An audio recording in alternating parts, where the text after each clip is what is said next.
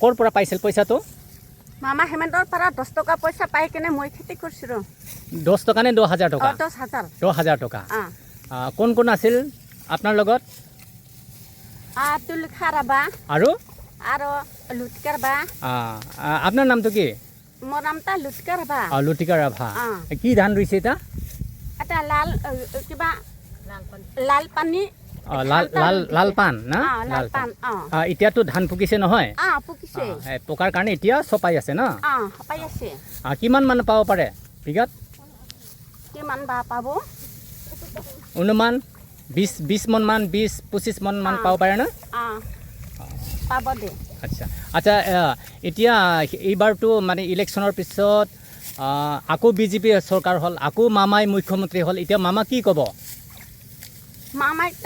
মামাইকে ধন্যবাদ দিব আমাক। ধন্যবাদ। আৰু কিবা পাব বিচাৰে নিবিচাৰে? পাব 25,000 পইচাটা পাব। 25,000 টকা পাব? আচ্ছা ঠিক।